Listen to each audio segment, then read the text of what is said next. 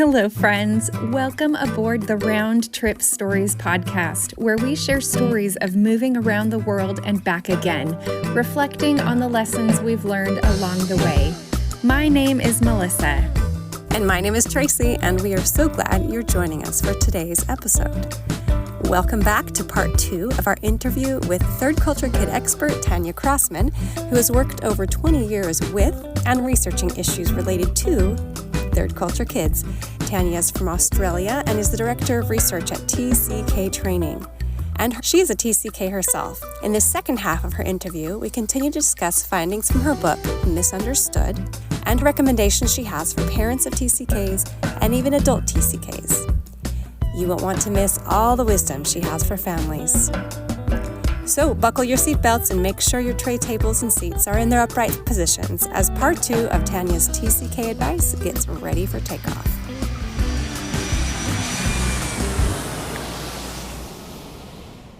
Well, welcome back, everybody, to our interview with Tanya Crossman, who is sharing with us her life as a TCK and work with TCKs. And we are so grateful that we have a bit more time to hear some more of your stories and your wisdom. So thank you again for being here with us. We're so thankful, Tanya, that you were here, and thank you for your first episode and the talk about your own discovery that you are a third culture kid, or TCK. And we're so excited to hear about your research and the findings that you can share with our audience. So welcome. And if you missed the first half of our interview with Tanya, please go back and listen. She shares in the first part of our interview about her background and how she got started in this work in the first place. And there's a lot of really good encouragement there. So Tanya, go ahead. Just give us that succinct definition of a third culture kid again for our audience, please. Absolutely. So a third culture kid is anyone who spent a significant amount of their childhood outside their passport country expecting to come back at some point. Okay. And you have written a book that you published in 2016, and you have some in the works as well and lots of research. But we want to hear about the first book, Misunderstood. So please tell us about it and some major findings that have come out of it. So Misunderstood was written back when there was a lot less literature available. It's amazing how much more exists now. There really are still only 2 books that are very general on giving a full overview of the TCK experience. There's the book that we call the TCK Bible, and that's Third Culture Kids Growing Up Among Worlds, currently in its 3rd edition. The 3rd edition came out about a year after Misunderstood. And that is the initial research that was really went into what is a third culture kid, what is this experience. So the first publication came out in the late 90s. So the TCK Bible and mine are really the only 2 that give you that overview. So the difference between them is the TCK Bible is a lot bigger. It's a lot more in-depth in a lot of ways, whereas mine is much more story-based. It is all about sharing the perspective of people who grew up overseas. So when you flick through, you'll see lots and lots and lots of grey boxes coming from interviews. So I interviewed nearly 300 adult TCKs and some teenage TCKs about their experiences. What was it like for them growing up overseas and returning? What was it like for them trying to communicate with other people? What was the great things? What was the hard things? How do they see the world? Mm-hmm. There's about 100 of them quoted throughout the text from all kinds of countries, all kinds of backgrounds. The first TCK quoted in the book is from Zambia, for example. So it's not just one type of TCK. And the goal of this is that whoever's reading it, if they're a parent of TCKs, they can hear things articulated that their own kids aren't able to share. Because how do you explain normal when you don't know any other life and you have nothing to compare it to? And if you're an adult TCK, the goal is that you have lots and lots of these, oh, it's not just me kind of moments, right? One of my favorite reactions was a TCK who she knew that she was quoted in the book multiple times. And so she decided to play a game with herself where when she was reading the book, she would try and cover up. At the bottom of each quote, it has a name. A lot of them are pseudonyms, but a name and an age, what their passport country was, what countries they'd lived in, and their background. So why their family moved. Was it because of their parents' work, or were they missionaries? Were they diplomats? And what kind of school? Do they go to an international school or a local school? Things like that. So she'd try and cover up that bio information and guess which quotes were hers. And over and over again, she'd go, oh, yeah, that's me. And then she'd go, oh, no, it's not. Because there were so many people saying things that felt like her heart in words that she would use to describe her experience. Wow. And that's the goal, right? To capture so many things that are similar.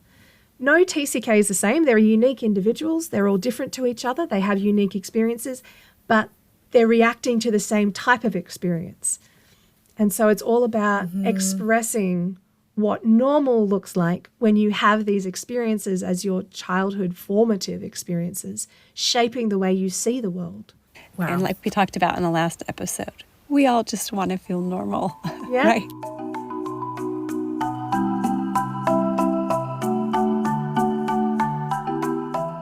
I love that you have gathered so many people to help your research. There's a survey that I quote throughout that I did for the book with 754, I think, adult TCKs. That one was all adult TCKs reflecting on their experiences. And so the whole book's scattered with data from that, what they felt about their experiences, what experiences they had. Because I think it's important to have both. Yes, this person says they felt this way, but is that common across a huge diversity of groups? Right. And one of the most important Right. things for me in the whole book is there's a series of appendices in the back, including one called Global Contributions, where I list all the passport countries represented through the interviews and the survey. And there's a total of about, I think it's around 85, 86 passport countries covered, and 150-something countries that they had lived in as non-citizens. Wow. Yeah. So it really is reflective of such a broad experience. And Tracy and I have created this podcast for similar reasons, because we've seen and experienced some of these patterns that even though we might go to different places and have very different experiences and go for different lengths of time and do very different things, there are common experiences that we share. And it is such a gift when we hear somebody else share something and we say, oh, me too. It just is such a valuable, precious thing that means so much. I talk to TCKs about a lot is that even though our experiences might be different, our emotions are the same. As humans, we go through the same emotions. Yes. And when we can connect at that emotional good level, point. it doesn't matter what the details are. We've felt the same way. And that's part of why TCKs who have no overlap in their passport countries or the countries they've lived in can feel so connected and bonded, because their experiences are the same. And that's actually where the third culture kid comes from. A lot of people mistake it as the country that your passport's from and the country that you lived in add together and makes a third culture. And so you get kids going, well, I must be a fourth or fifth or sixth culture kid because I've lived in so many places. But we're actually talking about three types of culture. So the first culture is legal culture. That's anywhere that you're recognized by the government. So you have a passport or you have permanent residency. The government says you belong here, you can arrive and come in without anything else. We accept you. We claim you. We claim as you. Yes, one of you're us. one of us. But 30% of TCKs have more than one legal culture. So you've got more than one just in that first type of culture. I believe in the study, in the survey that I did, it was around 30%. And it's when I've gone to international schools around the world and I ask kids to put up their hands, it's about 1/3 every time that have more than one. Second type of culture is your geographic culture. And these are countries that we've had personal experience of. So these are countries that we have lived in, cultures we've been part of. And I include heritage cultures here because sometimes you have families where there's a culture through, the parents' heritage that the kid is connected to, even if they've never lived there and they've never had a passport from there. So I include heritage cultures as a type of geographic culture. From misunderstood, 40% of TCKs have 4 or more geographic cultures and 10% have 6 or more. Wow. Because they're moving around and they're living in different places. It is quite possible for a TCK to have no overlap between their legal and geographic cultures, so to have never lived in a place that they have legal status, to have only lived in places that they're on visas at the whim of the government there. And then the third culture is this culture of shared experience, this culture of relational connection, right? People who have been through what I have been through, and so we connect, right? It's the me too culture of I've been there too. I've experienced this thing. And it's so my favorite example of this was running a conference in Cambodia. We had kids from different places, and this kid comes running up to my best friend who is a youth leader there and says, Miss V, you need to meet this kid. We have the same story. These two kids had no legal or geographic cultures in common. But in his view, they had the same story because they had so much third culture experience in common. They had similar family types. They attended similar schools. They came from a similar background. And so the countries didn't matter because the experiences they shared were what mattered. Because most TCKs will have more in common with another TCK with a different background than they will with a kid from the same, who grew up in their passport country or a kid who grew up in their host country, because those experiences are very, very different. Yes, that's so good to remember. And as we're supporting our own children as they are readjusting to our home country, just to help them remember too that it's okay to not feel that they're totally connected, even though that's hard, but to normalize that for them. And also to give them time, because what if they're not connecting? Like, of course, as parents, we want our kids to make friends. We want our kids to have relationships, but we have to give them time because they're not feeling like they have things in common with other children, perhaps when they come back to their home country. So it just takes time. And maybe we can seek out other third culture kids, right? that they might have some things in common with. A lot of TCKs, when they look back, realize that most of their friends were CCKs, cross-cultural kids. They had some kind of emotional resonance in a different way. So their friends were immigrant kids. Their friends were bicultural, biracial. Their friends were minorities because there was some resonance in their experience. It wasn't the same, but it was parallel in some way. And they got it more. Right? There was more understanding of a blended cultural experience of growing up. And but there are things we can do to help kids adapt and to help them find friends.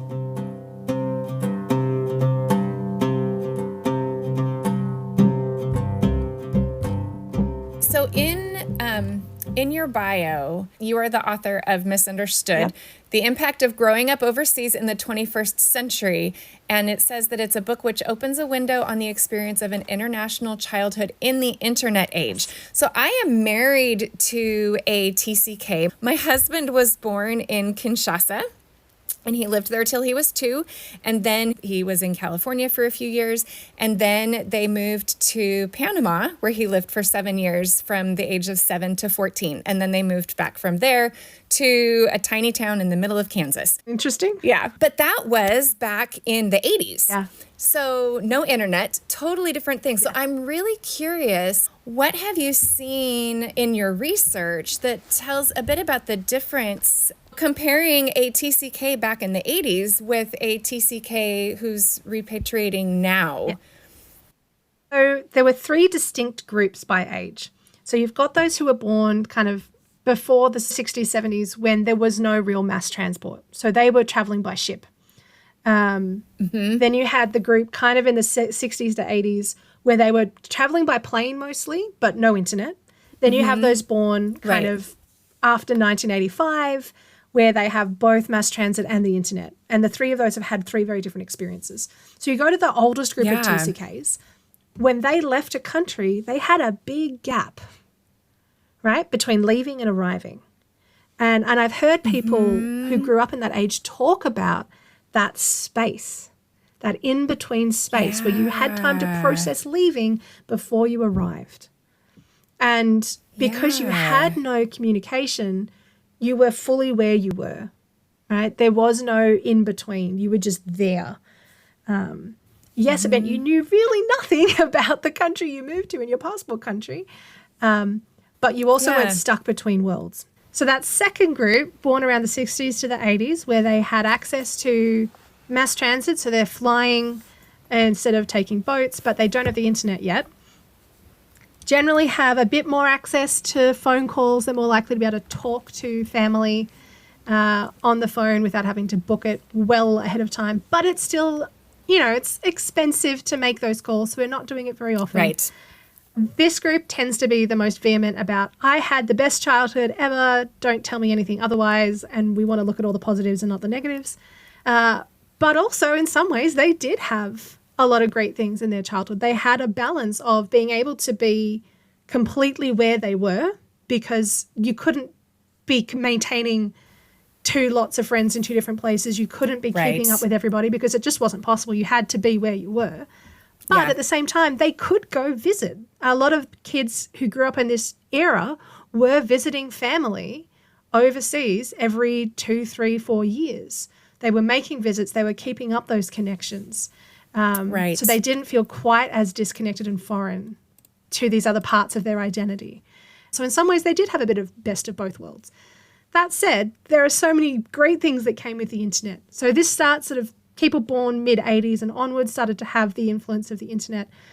A few trends that happened here. The percentage of TCKs attending boarding school drops through the floor. The percentage of being homeschooled goes way up because with the internet, you have access to so many more services. And you can see the charts just kind of cross over with those two schooling options in different types of research I've done. But the big thing with the internet is it allows you now to be maintaining contact with everybody. So when you leave somewhere, you can stay in touch with the friends you left in real time. You can be using Skype or Zoom or all of the different apps, whatever's available at the particular time. You can be staying in touch with your family in all of the countries all of the time. And suddenly we're now caught in between relationships because every hour I spend maintaining relationships with family and friends elsewhere is an hour I'm not investing where I live.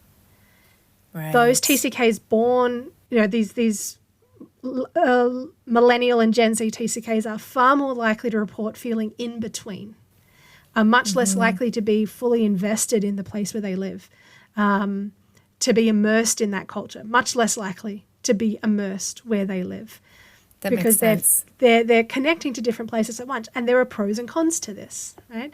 So what their life looks like is very different, and the advantages and struggles that go with that are different to earlier generations of TCKs. Wow. One of the good things with that, though, is that it means they can maintain friends in these different places. That is fascinating to think about, and I can definitely see how there really are pros and cons to all of those different scenarios. There's no good or bad, right or wrong. There's just different experiences. And it means understanding what that is doing is important. It's not that connecting online is bad. Actually, that can be really, really good. But it's not the same as in person. So it creates this in-between mix. Right. And I can see that probably the important thing would be being aware of the fact that you are trying to stay connected in all of these different places, and that the more you try to stay connected in one place, the less you will be just realistically able to connect in the other. And so just being aware of that so you can be intentional and not wonder, why do I not feel connected anywhere? We only have a certain number of hours in the day. Yeah. Yeah. And one thing that is part of this whole scenario is it's very easy as adults, whether we're parents or other people who care about TCKs, to be a little bit flippant with the internet, to be able to say, well, it's okay, you can stay in touch online. You don't, and to dismiss the reality of the goodbye because they're going to stay in touch. Yeah, it's true. When you leave, that relationship changes. An in-person relationship and an online friendship are not the same. And we need to honor that change and that goodbye and not just say, oh, it doesn't matter. Like, we only had snail mail when we were growing up. You've got the internet now. Well, yes, but it's still not the same. No, because you can't go shopping together on FaceTime. You can't go to youth group camp. Go to their house the way you used to, or sit next to them in class. Right. So many things. It's really not the same. It's wonderful, but it's not the same.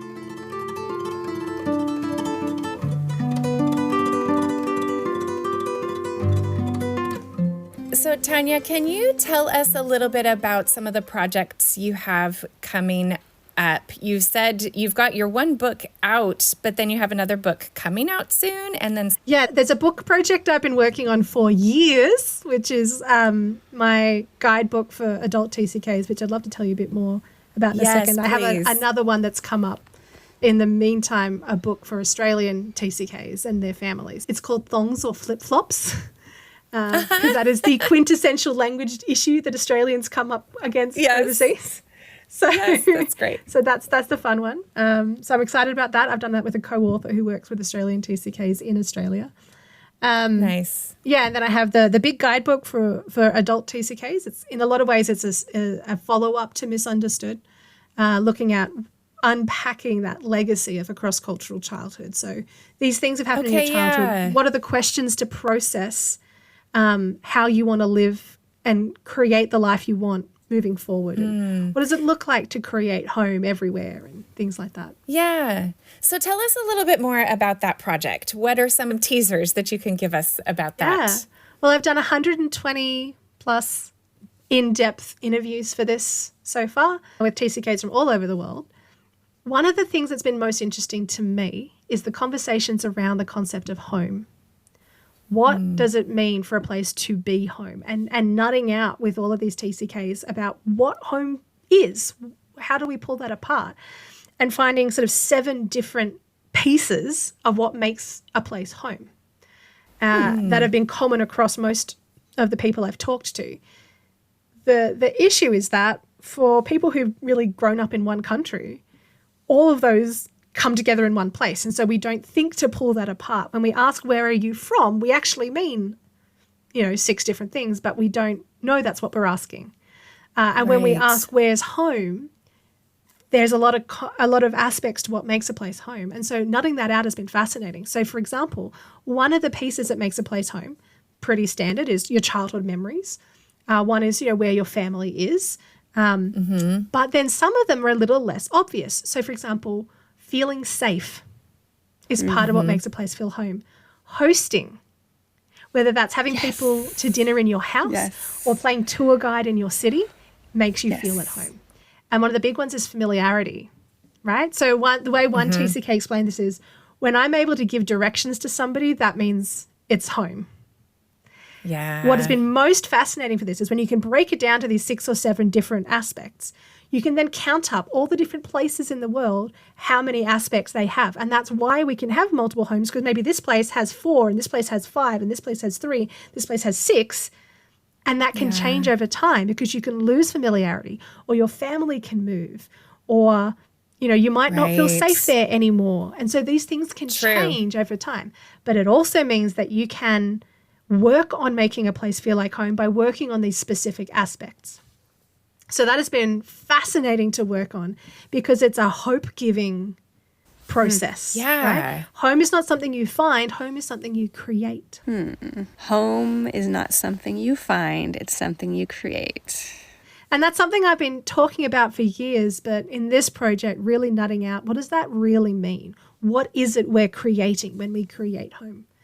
What are the feelings that we have? What are the practicalities? And that's what this book is all about. It's all about bringing it down to small practical pieces, lots of short chapters, lots of little things. How can we practically create things in our lives that are going to make us feel more happy, more content, more at peace with where our life is at, knowing what we want and how to get there. I love that. So that's for adult TCKs. And is it going to be published soon? Or what's your anticipated time frame? I am hoping in about a year from now. So we'll see. Okay, so probably about 6 months from when we post this episode. So you heard it, folks. Keep your eyes out for that.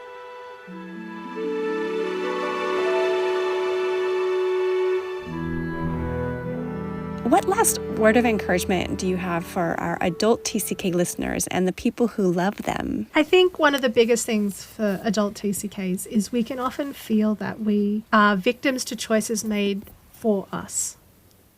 Because when you're a kid, you don't have control over where your family is going to move and what school you're going to go to and all of these things. Even if your parents do take your opinions into account, they do make the final decision. Sometimes they don't even have much control because their business might be moving them around and things like that. Or their government might be moving them. And so we can grow up with this sense of lack of control. And so it's really empowering as an adult TCK to stop and acknowledge that I get to make the choice now. So unpacking what are my values, what do I want out of life, and I get to make choices to get there now. It's really empowering to go through that process because you do have a choice now. It's not all about what someone else is deciding for you. And sometimes we need to consciously unpack that and make those choices ourselves. So that's the first thing I think is really important. And another one I think is really helpful. We were talking about creating home. But the same thing, like you get to make yourself feel comfortable where you are. Wherever you find yourself, you don't have to wait for it to feel like home. You can just go out and proactively make it your place, no matter where you are. Again, you're in control. You get to choose how to interact with this place and how to make a place comfortable, how to make your room, your house, your town yours, no matter how long you're going to be there. And that's true for adults and parents as well. You can be teaching those skills to kids at a young age. You can be teaching them how to make a place home and how to make it yours, even when they're quite young. Yes. And is it worth it all? I talked a little bit last time about the fact that I had a hard time. I didn't like living overseas as a kid, and I wouldn't take it back. And that's the story I hear over and over and over again. Like I said, and misunderstood, 98% of TCKs would not take it back. It's part of who we are. And not just that, but yes, there's difficulties, but that's how resilience is built. Resilience is built by going through hard things with support. When you have a supportive adult walking through hard things with you so that you know I can get through hard things. And I have support when life is difficult. That's what builds resilience. Now, the flip side is if you go through the hard things without that support, it leads to fragility, not resilience. It's not automatic. But it going through the difficult parts of living overseas doesn't mean that it's a bad experience overall. And the majority of TCKs who live these lives are grateful and thankful for what they've gotten out of it. Doesn't mean it's all sunshine and roses. It can be really difficult sometimes. And a lot of the research I work on shows those difficulties. But the reason I do the work I do is because I do believe that on balance, at the end, it is worth it. I wouldn't be advocating for this and working in this area if I didn't believe it was worth it. It is worth it. It's just a different path for most of us. We haven't seen a model of what this looks like. And so we need a bit of help to know how to navigate it well, how to support our kids well, how to support ourselves well. The biggest thing coming out of TCK Training's research is that parents' mental health is the most important thing for their kids to do well. Parents need to be well supported in order for kids to do well. So, yeah, it's definitely worth it. But we need to make sure we look after ourselves as we go through the whole journey. Definitely. So, Tanya, can you please tell our audience where the listeners can find you? To find me, you can just go to tanyacrossman.com. My social media, Misunderstood TCK on Instagram and Facebook. Or you can also find a lot of my work at TCK Training, where I'm the Director of Research. So tcktraining.com and on all of the socials. And you can learn a lot more research that we're doing on this group and a lot of practical resources as well. Thank you for doing that research, for supporting families, TCKs, adult TCKs, and the parents and the people who love them. You're so welcome. Thank you so much for being on our podcast. We can't wait to share. It's been a pleasure.